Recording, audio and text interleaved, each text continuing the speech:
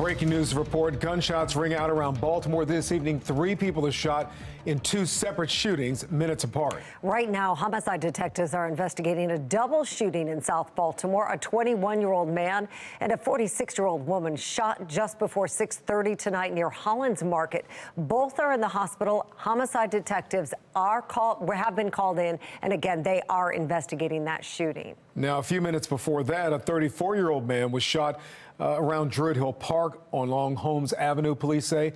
Right now, there's no word of any suspects in any of these shootings.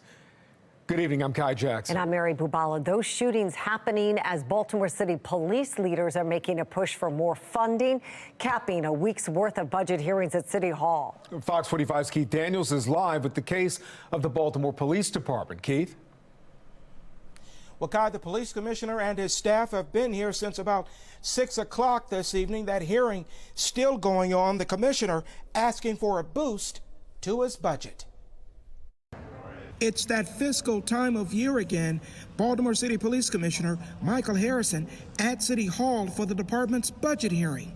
Harrison and his staff to face the City Council's Ways and Means Committee. We're also joined by members of Mayor Brandon Scott's office. Harrison telling the committee in his opening remarks, violent crime is down. That we have been able to reduce the homicide rate by 17.2%. Reduce the non-fatal shooting rate by 7.8%. The Baltimore Police Department's proposed budget for the next fiscal year, nearly $600 million. That's about a 2.5% increase over last year. With BPD asking for the money, questions surely follow. Council members, despite crime numbers trending in the right direction, still focused on crime, looking for answers from the commissioner. But within the police department, what needs to shift in order to reduce the likelihood that someone's going to use a gun? What needs to shift is not just in the police department. What needs to shift is in how we as a city change why a person think they, number one, have to carry a gun. There's still very high crime and high violent areas.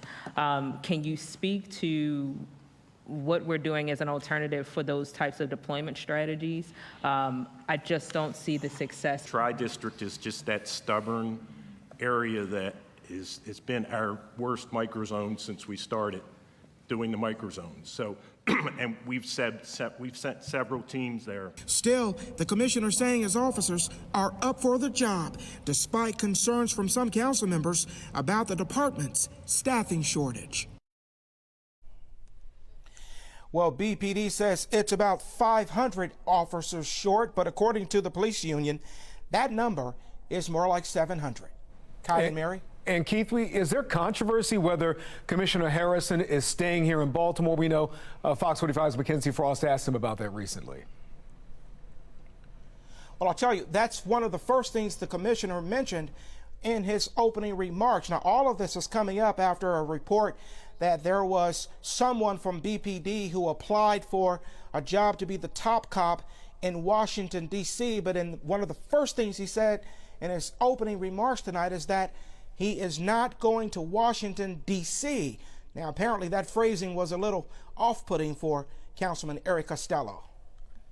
Do you, Commissioner Michael Harrison, do you, notwithstanding the mayor's position, plan on remaining an active and working employee of the city of Baltimore? I don't know that I can answer that question right now because I serve at the pleasure of the mayor, and I have to know where the mayor stands on that. Is it your intention to remain with the city of Baltimore as an active employee as police commissioner through the end of your contractual term? I will tell you that I have said no to many opportunities that have come, but there may be a consideration that I may have to consider.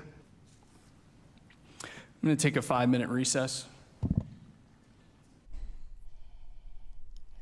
Well, the councilman still apparently frustrated, not getting the direct answer that he wanted. Now, after the recess, the hearing resumed with Costello taking more questions from other council members. Well, live now at City Hall, Keith Daniels, Fox 45 News. Keith, thank you. Well, several questions remain unanswered after the budget hearing for the mayor's Office of Neighborhood Safety and Engagement. Fox 45's Mackenzie Frost is pressing City Hall to find out how the public safety agency is planning to sustain itself and how the leader is defending data concerns. Good evening, Chair Costello, members of the committee. Despite hours of questions about the budget, Shantae Jackson, outgoing director of the Mayor's Office of Neighborhood Safety and Engagement, leaving some inside City Hall, left wondering. I have a lot of concerns. Jackson leading the agency tasked with overseeing the Group Violence Reduction Strategy, or GVRS, Baltimore's attempt to disrupt organized criminal activity, facing serious questions about effectiveness as the program expands beyond the Western Police District. We started off the hearing talking about a 25.4% reduction in violence. And the reality is there's a 21% increase in homicides in the Western District. Councilman Eric Costello, chair of the budgeting committee, says Mayor Brandon Scott and his team need to be honest about the data, especially as it drives policy decisions moving forward for an agency facing funding uncertainty. To suggest that GVRS is the panacea to fix all of these problems, I think is really missing the mark. Jackson not responding to questions Tuesday about those data concerns.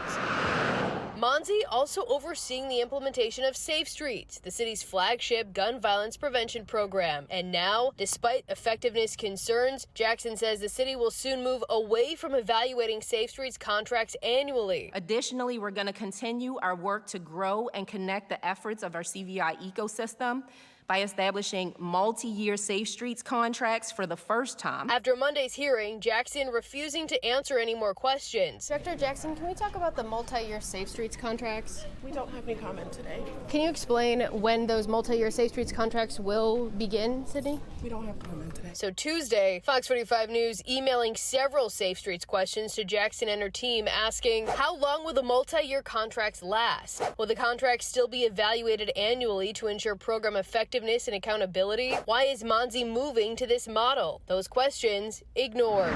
Fox 45 News also asking why Monzi is preparing to add a Safe Streets communications manager when there are already multiple staffers on the payroll handling press. Again, a question unanswered.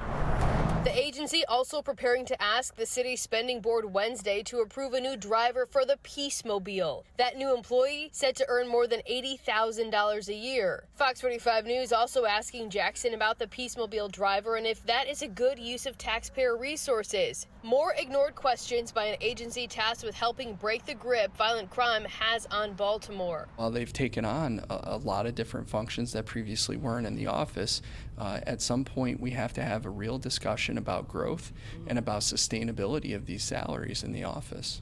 Is that, do you think that having somebody in the same position with the same salary as the current director is the right approach?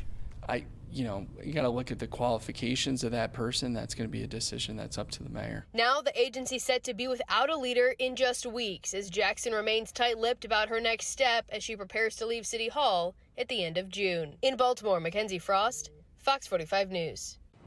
I'm Mary Bubala. Thank you for watching. Here's another video for you to watch. Also take some time to subscribe to our YouTube channel.